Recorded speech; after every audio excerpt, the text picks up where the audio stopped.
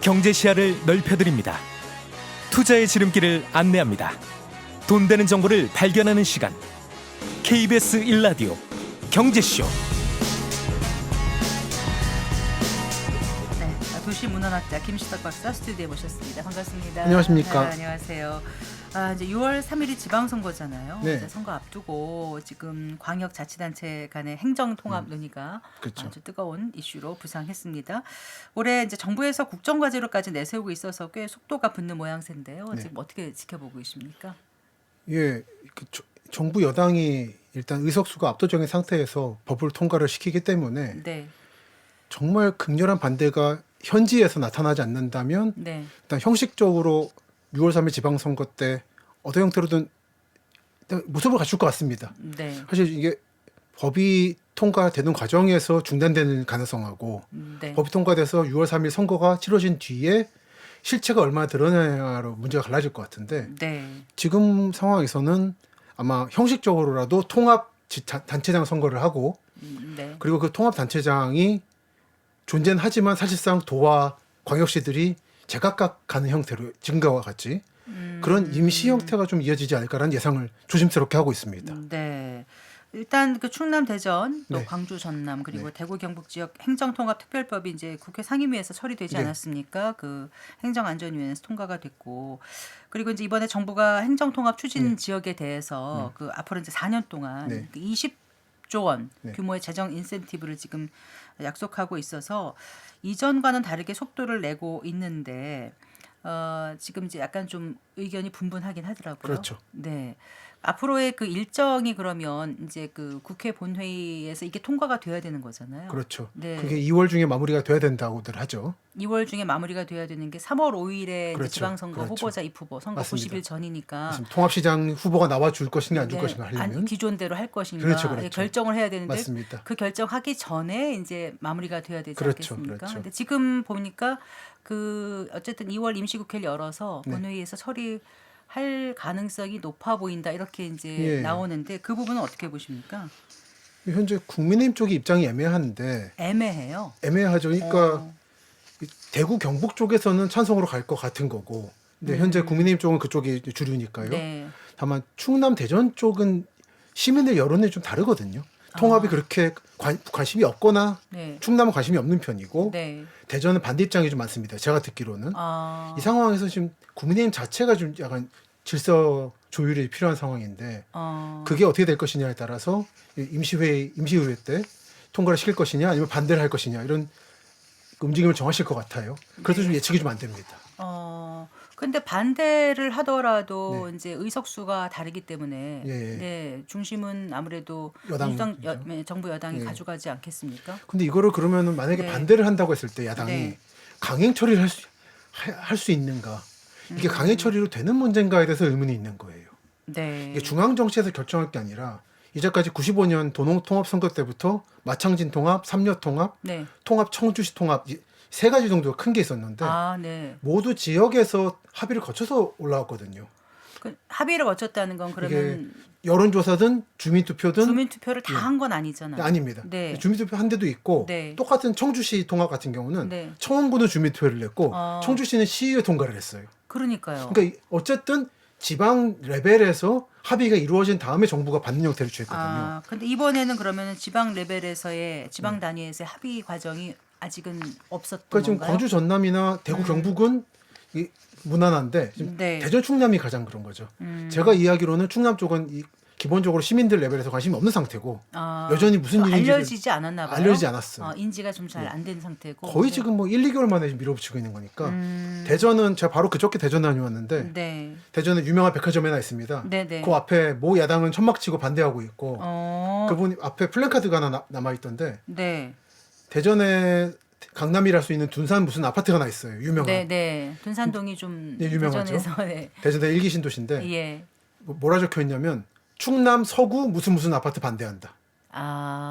그렇게 대전이라는 브랜드가 떨어지는 거에 대해서 반대 입장이 커요. 제가 알기로는. 네. 그리고 지금 정치 여론의 논리에 밀려 있지만 광주 광역시나 대구 광역시 시민 레벨에서는 역시나 네. 왜 우리가 광역시를 포기해야 되냐라는 여론이 있는 걸로 저는 이해하고 있어서 이렇게 무조건 중앙정부에서 법을 통과시켜서 밀어붙였을 때 네. 받아들일까에 대해서 저는 여전히 의문이 있고 네. 최악의 경우는 법이 통과돼서 어떻게 6월 3일에 통합단체장을 뽑는다 하더라도 다시 무산될 가능성도 있다. 네. 그거는 하나 사례를 제가 소개할 수 있는 게 어떤 사례요? 그 1962년입니다. 62년이요? 62년에 네. 대전에 충남대가 있고 예. 청주에 충북대가 있는데 네. 1년간 통합 충청대를 만든 적이 있어요.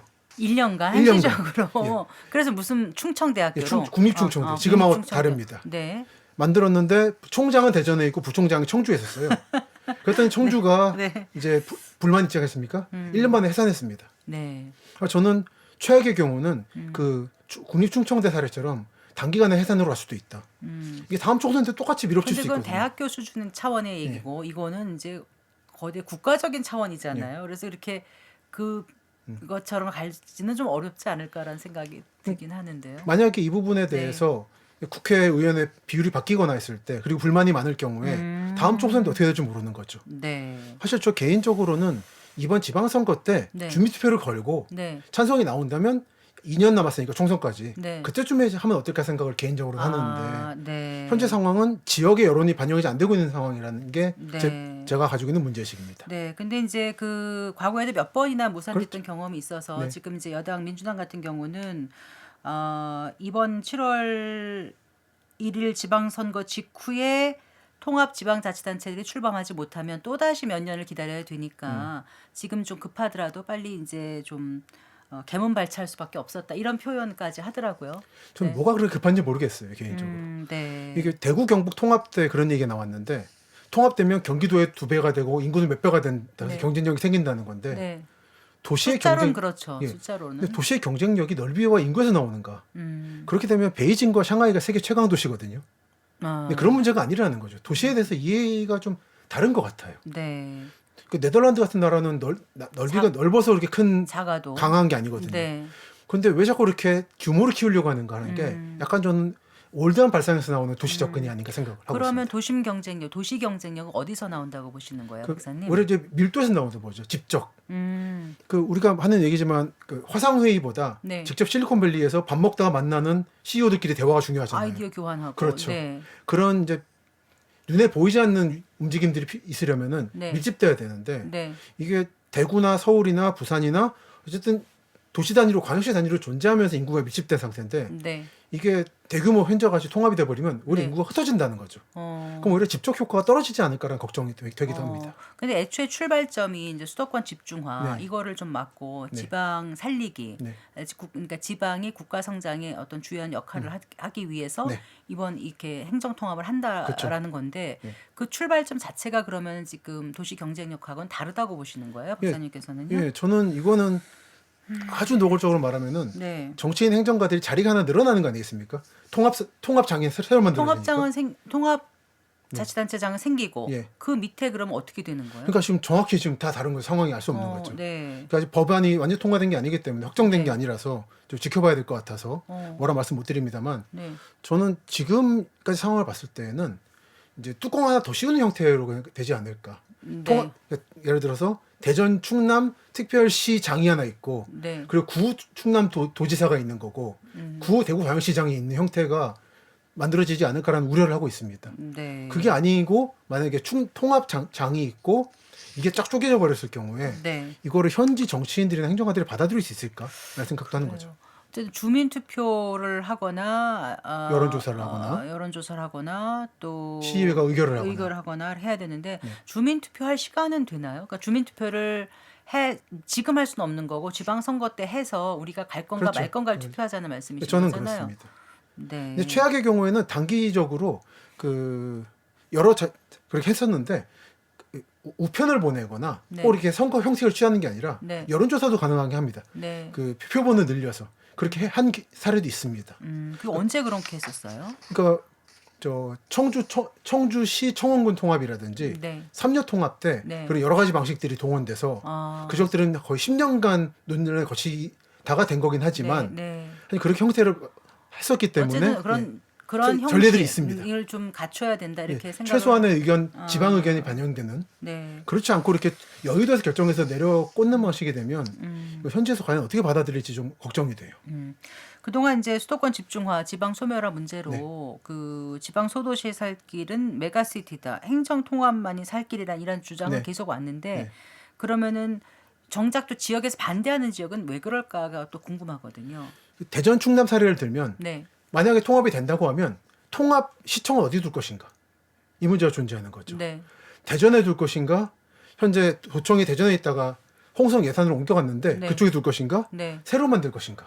얼마나 예산이 많이 들까요, 그러면요 또? 그리고 또 각 자기 지역으로 유치하려는 그렇죠. 그런 예. 맞습니다. 클 것 같은데. 그러니까 새로 만든 다음에 그 만든 예산도 있고 네. 특히 충남 네, 도청 소재지 내포 신도시라고 합니다. 네, 네. 그쪽은 목표 인구의 절반도 안 채운 상태거든요. 아. 그리고 혁신도시를 같이 했는데 네. 1차 혁신도시 이전 때는 세종이 있다는 이유로 뭐 하나도 못 받았어요. 아. 이번에 2차 때는 받겠다는 의지거든요. 네. 근데 이게 다 날아가 버리는 거예요. 아. 새로 중심이 만들어지든 네. 대전에 만들어지든. 네. 그래서 하나의 대안은 이제 1시청은 대전에 있고 2시청은 예산에 있고 그런 방식인데 어쨌든 집중력이 떨어진다는 거죠. 그럼 오히려 밀도가 낮아질 거다. 옅어질 거다. 네. 그럼 도시 경쟁력은 저는 반대 방향이 된다고 생각합니다.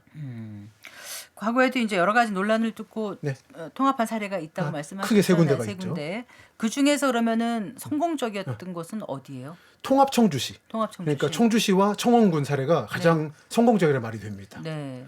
그러니까 거의 10여 년, 20년에 걸쳐서 논의를 했었고요. 네. 여러 차례 반발을 했고 특히 군 측이 반발을 많이 했었어요. 군에서 군단위. 청원군 쪽에서. 네. 특히 농어촌 특례가 좀 중요하거든요. 아. 대입 같은 거 할 때. 아, 네, 네. 그게 좀 커서 사실은 아, 그럼 농어촌 특례를 못 받을까 봐. 예, 그런 문제들이. 그래서 지금도 보면은 거의 5만 도시인데 네. 읍인 경우가 종종 있어요. 실제 현지에 갔을 달라요. 때의 이해관계는 많이 다를 수 있겠네요. 이게 서울에서 바라보면 안 보입니다. 그 구도들이. 아, 네. 그래서 그 통합 청주시 만들 때에는 투트랙을 취했어요. 네. 청주시는 시의회 의결로 하고 네. 만장일치가 나왔고요. 네. 아니 만장일치가 나와야 되는 거죠.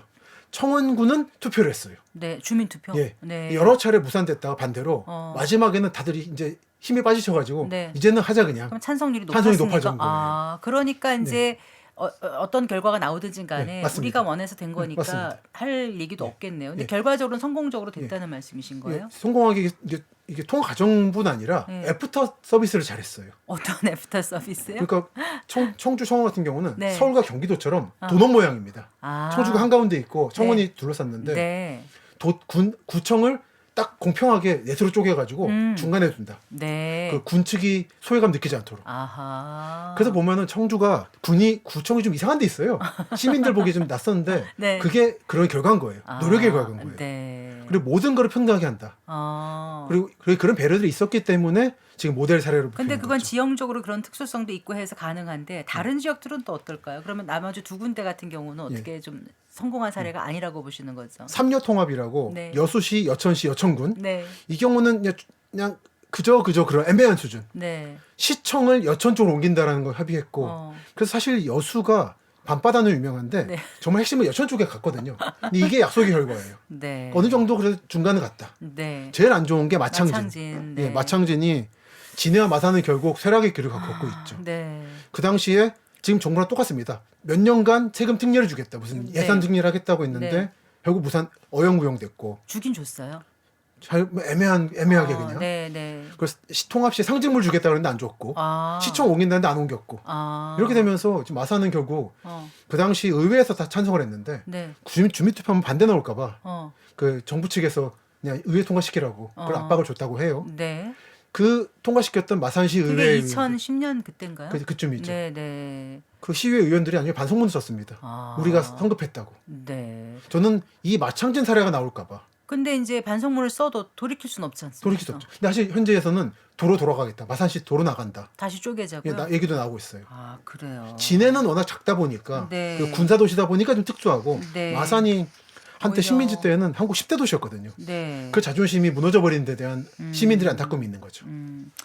일단 그 현 정부가 이제 국정과제를 5극 3특, 네. 5극을 만들고 그렇습니다. 강원, 전북, 제주 이렇게 네. 중심으로 해서 국가 자원 인프라 분산시켜서 골고루 균형 발전시키겠다는 예. 거잖아요. 이 방향에 대해서는 박사님 어떻게 보세요?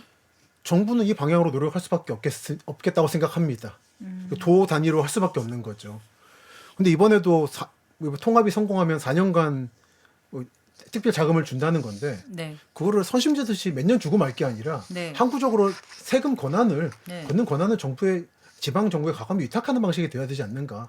여전히 중앙 정부가 결정해 버리잖아요. 얼마 줄까 말까 국비라든지 네. 지방세 네. 이런 부분들을 양보하지 않는 한 5급 상특이든 뭐든 사실은 저는 지방 측이 자기들이 자체적으로 활로를 모색할 길은 별로 없지 않는가. 실질적인 권한 이양이라든가 예, 지방자치가 아니다라고 세금이죠. 생각하시는 거. 세금제를 조금 더 과감하게 지방에 넘겨줘야 된다. 근데 물론 그랬을 경우에 그 지방의 정치의 문제가라든지 네. 소지역주의가 물론 존재합니다만 네. 그 혼란을 한번 겪고 극복하는 과정을 거쳐야 될 것 같다 생각을 합니다. 네.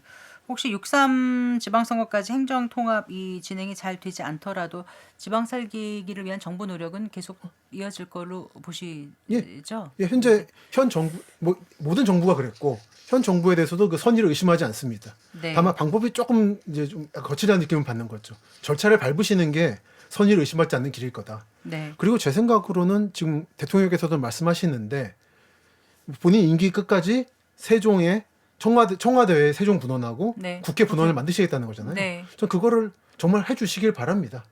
그게 만들어지면 전국 어디서든지 2시간 내로 인프라를 누릴 수 있기 때문에 행정 네. 인프라를 네. 그것부터 시작하면은 기본적으로 예를 들어 전남 고흥이라든지 네.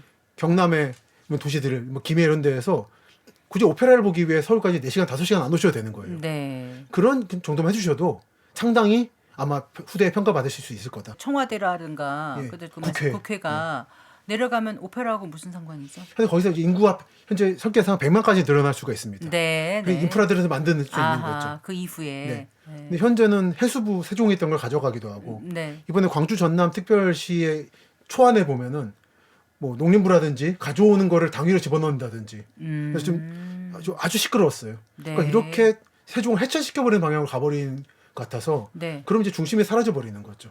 그간 20년간의 노력도 그럼 무산돼버리는 거고. 세종 지역 주민들은 또 상당히 여기에 불만이 많으시겠네요. 그렇죠. 그리고 세종 지역 주민의 절반은 공무원들인 거고 우리 가족인 거고요. 네. 그래서 이게 좀 쉽지 않은 문제입니다. 국회 세종시 이전이라든가 뭐 이런 얘기 네. 잠깐 해주셨잖아요. 혹시 현 정부 내 행정수도 이전 이슈는 살아 있다고 보세요? 어떻게 보세요? 예, 현재까지 대통령께서는 네. 강하게 의지를 표현하고 계시고 네. 다만 후보 시절에 이제 유력 언론인들과 인터뷰하신 게 있는데 네. 무리하게 세종으로의 이전을 추진하지 않겠다는 말씀도 동시에 하셨었어요.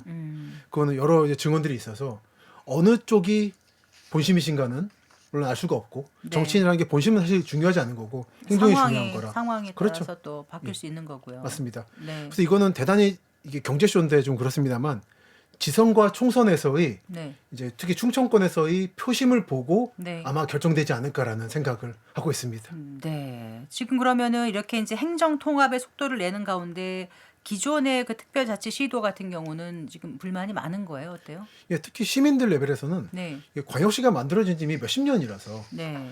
특히 경남 부산이 그래요.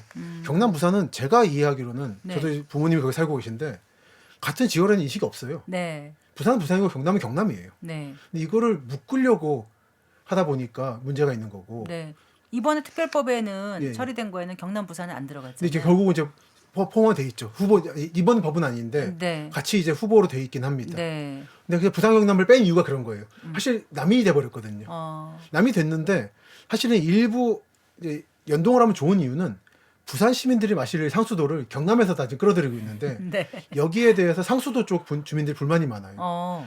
다른 단체인데 왜 저들을 위해서 우리가 상수도 보호구역 묶여가지고 네. 피해를 보고 있냐라는 불만이 개발도 많으십니다. 못하고. 예. 네. 경기도 같은 경우는 경기도만 묶였으니까 문제가 없는데 서울 네. 경기도는 네. 그리고 서울 경기도는 원래 하나니까 그런 불만들이 다 존재합니다. 네, 그래요. 그리고 지금 보면 각 지역마다 뭐 데이터 센터 설치부터 네. 뭐 반도체 그렇죠. 공장 유치한다, 뭐 또 2차 공공기관 이전해 달라 네. 여러 가지 주문이 많을 것 같아요. 맞습니다. 그래야 이제 우리 지역 내가 살고 그렇죠. 있는 지역이 발전하고 네. 그럴 테니 일자리도 생기고 네, 할 맞습니다. 테니까요. 그럼 유치 가능성, 뭐 시기 이런 게 결국은 이번 지방선거를 기점으로 좀 갈라지게 될까요? 이번 지방선거에서 아마 표심을 보실 것 같아요. 다들 정치권에서는. 네. 그리고 총선 때 결정나겠죠. 국회의원 선거가 중요하리를 봅니다. 네. 거기에 맞춰서 이제 대선을 향해 가지고 이제 2차 특히 공공기관 이전 문제가 결정될 것 같고요. 네, 네. 2차 공공기관 이전에 대해서 이런저런 말들이 많고 특히 서울 경기권에서는 회의적인 목소리가 많거든요. 네. 기검 내려보내면 끝이냐. 뭐 각종 권한이 서울에 남아 있거나 세종에 남아 있는데라 말을 네. 하는데 네. 저는 그럼에도 불구하고 현장을 다녀보면 필요하다는 걸 느끼게 됩니다. 네. 예를 들어서 뭐 전주에 뭐 갔다든지 국민영화 갔다든지 경남 진주에 LAC가 갔다든지 네. 그럼 들리는 얘기가 우수한 인재들이 퇴사해야 한다. 네. 얘기 나오잖아요. 그럼 그 자리는 없어지는 게 아니라 현지 인력들이 채워요. 현지 우수한 인력. 현지 우수한 인력이 채우는 겁니다. 네. 그게 바라는 효과인 거예요. 이게 서울 경기에 있으면서 서울 경기 사람들만 채우는 게 필요가 없는 겁니다. 네. 이게 이쪽 서울 경기 사람들하고 얘기하다 보면 경기도 바깥은 좀 극원인데 사람 사지 않는 곳처럼 여기는 경향이 있어요. 나가면 사표 내는 게 당연한 것처럼. 네. 마치 유배당하는 것처럼 그렇죠. 과거에. 네. 이게 상업이라면 상관없는 거죠. 회사가 그렇게 하는 건 상관이 없는데 네. 국가는 그러면 안 되는 거죠. 그렇죠. 국가는 기계적으로라도 보내서 네. 그쪽 인재들을 채용시키고 그래서 네. 강제적으로라도 물갈이를 하는 게 국가 할 일이라 생각해요. 네. 그래서 2차 공공의 이전은 될 것 같고 네. 돼야 한다 생각합니다. 네.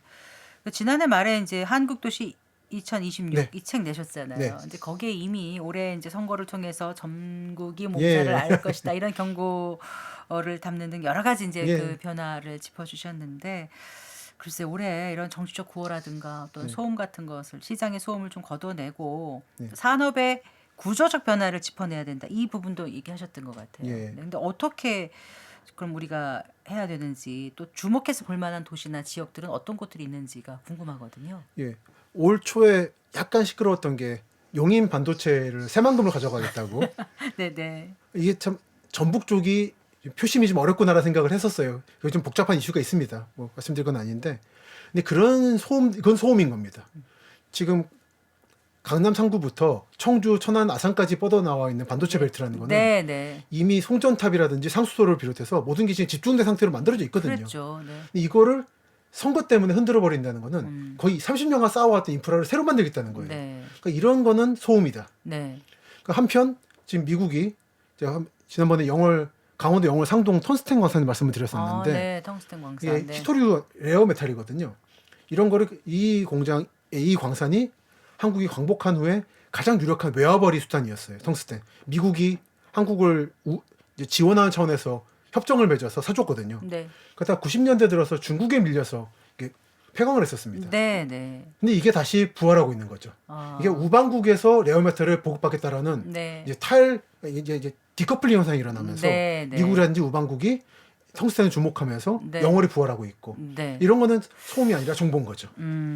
그래요. 그럼 그런 지역들을 좀 주목해 볼 만하다 예. 이렇게 이 예. 책에 맞습니다. 써놓으신 건가요? 이런 지역이라든지 최근에 화력발전소가 충남 서해안에서 이제 페로 라인으로 가고 있는데 네. 트럼프 대통령, 미국 대통령이 한 말이 한국에 석탄 수출하겠다고.